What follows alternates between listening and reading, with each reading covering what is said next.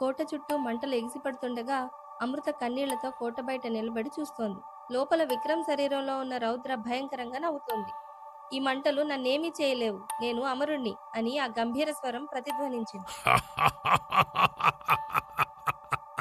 కానీ ఆ మంటల వేడికి విక్రమ్ చేతిలో ఉన్న వజ్రపు ముక్క కరగడం ప్రారంభించింది.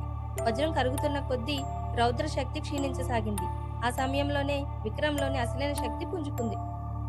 వజ్రం పూర్తిగా బూడిదవడంతో రాణి రౌద్ర ఆత్మ ఒక భయంకరమైన కేకతో మంటల్లో కలిసిపోయింది. విక్రమ్ తన నియంత్రణను తిరిగి తెచ్చుకున్నాడు. పడిపోతున్న కోట స్తంభాల మధ్య నుండి తప్పించుకుంటూ కిటికీ వైపు పరిగెత్తాడు. కాలిపోతున్న ఆ మంచుకోట నుంచి బయటపడ్డాడు. అమృత కోట శిథిలాల వైపుకు పరిగెత్తింది. ఇంతలో కాలిపోతున్న మంచుకోట నుంచి బయటపడ్డ విక్రమ్ గాయాలతో అమృతకి కనిపించాడు. అమృత సంతోషంగా విక్రమ్ని హత్తుకుంది. విక్రమ్, ఇక శాశ్వతంగా రౌద్ర వెళ్ళిపోయింది కదా అని అన్నది. మంచుకోట పూర్తిగా ధ్వంసమైంది. రాజ్యం ప్రశాంతంగా ఉంది. కానీ ఆ రాత్రి రాజభవనంలోని విక్రమ్ గదిలో ఉన్న అద్దాలన్నీ ఒక్కసారిగా పగిలిపోయాయి. విక్రమ్ తన గదిలో ఒంటరిగా ఉన్నప్పుడు తన చేతికి ఉన్న గాయాన్ని చూసుకున్నాడు. ఆ గాయం నుండి రక్తం కాకుండా ద్రవరూపంలో ఉన్న వజ్రపు కాంతి కారుతోంది.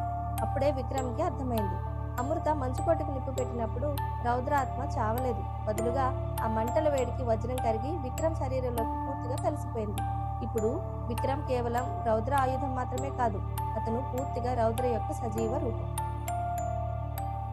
నెక్స్ట్ డే మార్నింగ్ అమృత తన గదిలో నిద్ర లేచేసరికి ఆమె మెడలో తాను పగలగొట్టిన అదే చంద్రకాంత వజ్రం మళ్లీ నిగనిగలాడుతూ కనిపించింది.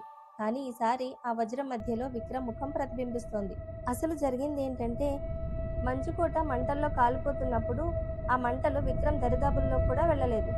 ఎందుకంటే వజ్రపు ముక్క ప్రభావంతో అతని చుట్టూ ఒక నీలిరంగు రక్షణ కవచం ఏర్పడింది. రాణి రౌద్రకి దొరికిన బలమైన ఆయుధం విక్రమ్ శరీరం. కాబట్టి అది దాన్ని అంత తేలిగ్గా వదులుకోదు. తనను తాను ఆ మంటల్లోంచి రక్షించుకుని బయటికి వచ్చింది. అందుకే రాణి రౌద్ర విక్రమ్ లాగా బిహేవ్ చేసింది. విక్రమ్ ఇప్పుడు మళ్ళీ రాజ్యంలో అందరికీ నమ్మకమైన కమాండర్లా కనిపిస్తున్నాడు. కానీ అతని నీడ మాత్రం కిరీటం ధరించిన రాణి రౌద్ర లాగే ఉంది. ఇది గమనించిన అమృత ఎలా అయినా సరే తన విక్రమ్ని కాపాడుకోవాలని నిశ్చయించుకుంది. ఒకరోజు విక్రమ్ని మంచుకోట వెనకాల ఉన్న అద్దాల మేడకి రమ్మని పిలిచింది. అక్కడ వేల అద్దాలున్నాయి. అన్నిటిలోనూ రాణి రౌద్ర ఆత్మ మాత్రమే కనిపిస్తోంది. విక్రమ్, నిన్నెలా కాపాడుకోవాలో నాకు తెలుసు అని అమృత ఒక్కసారిగా తన చేతిని కట్ చేసుకుని ఆ రక్తాన్ని వజ్రం మీద వేసింది. అంతే, వజ్రంలోంచి ఒక్కసారిగా పెద్ద కాంతి వెలువడి ఆ వేల అద్దాల మీద రిఫ్లెక్ట్ అయింది. ఆ కాంతికి వజ్రం ముక్కలైపోయింది. అందులోంచి విక్రమ్ ఆత్మ బయటకు వచ్చింది. విక్రమ్లోని రౌద్ర ఆత్మ కూడా బయటకు వచ్చి ఆ కాంతిలో కలిసిపోయింది. అసలైన విక్రమ్ ఆత్మ తన శరీరంలోకి వెళ్ళిపోయింది. గాయాల నుండి కోలుకున్న విక్రమ్ అమృతలు కొన్నాళ్ళకి పెళ్లి చేసుకున్నారు. అంతా సంతోషంగా ఉంది అనుకుంటున్నారు. కానీ విక్రమ్ ఎప్పుడు అమృతతో మాట్లాడినా తన గుండె చాలా వేగంగా కొట్టుకుంటోంది. మరో కొత్త మలుపుతో వచ్చే వారం కలుద్దాం.